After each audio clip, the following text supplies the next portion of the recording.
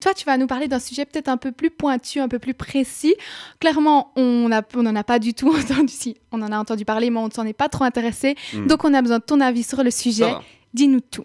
Alors, bonjour à toi Anaïs, bonjour à toi Abbé, et bonjour également à nos chers auditeurs.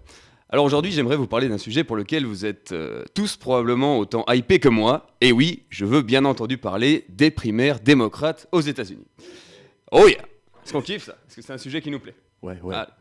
Allez.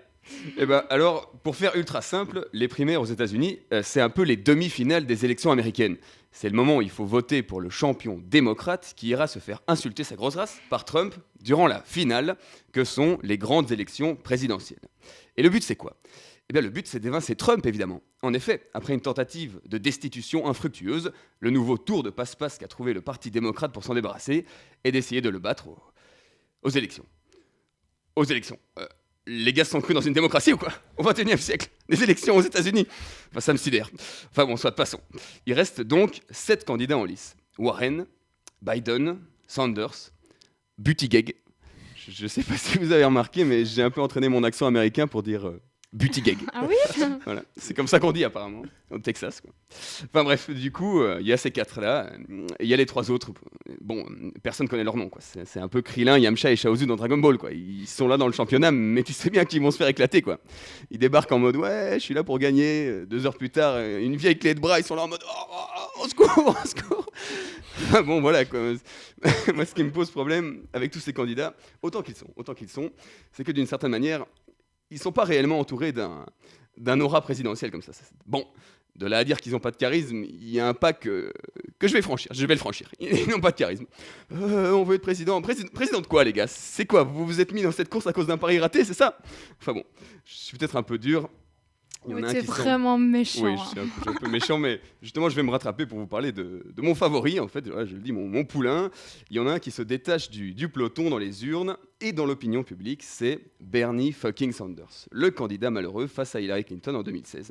Et oui, il remet le couvert et je peux vous dire qu'il est prêt à bouffer. En effet, Bernie est sorti vainqueur dans les 3 premiers États ayant été amenés à voter, ralliant une foule d'électeurs multigénérationnels et multiculturels à sa cause, ce qui lui fait pour le moment arborer un rôle de favori pour affronter Trump. Vous la sentez, la pression qui monte là? Bernie est chaud, je vous le dis. Enfin bon, voilà, je m'emballe peut-être un petit peu. Comme je l'ai dit, il y a seulement 3 États sur 50 qui ont voté. On est encore loin du compte. D'ailleurs, mardi prochain aura lieu le Super Tuesday, événement lors duquel 15 États voteront momentanément pour leur candidat favori. Tout peut donc encore arriver. De plus, les opposants de Sanders n'hésitent pas à le décrédibiliser pour ralentir un maximum son ascension. Mais d'ailleurs, Manu, qu'est-ce qu'ils disent pour le décrédibiliser, justement, hein? Eh bien, par exemple, une critique vieille comme le monde qui lui est faite, c'est qu'il est vieux comme le monde en fait. Bah ouais, le gars a 78 ans quoi. Donc ouais, c'est pas Kennedy. Il va pas commencer à se taper un footing pour aller tromper sa femme avec Marilyn Monroe quoi. D'ailleurs, personne ne va venir lui chanter joyeux anniversaire, monsieur le président à ses 80 ans. Ça ne risque pas d'arriver quoi. Et au-delà de ça, voilà, c'est plutôt l'image de chef d'État qui inquiète. Vous imaginez, il passe à la télévision dans le monde entier et t'as des gens dans un pays étranger qui sont là. Chérie, pourquoi vendeur de journal crier dans télévision? Qui lui est? Voilà, c'est ce qui risque de lui arriver. Quoi. Je sais pas si vous avez reconnu mon accent marseillais indien. Là, je sais pas si vous a plu.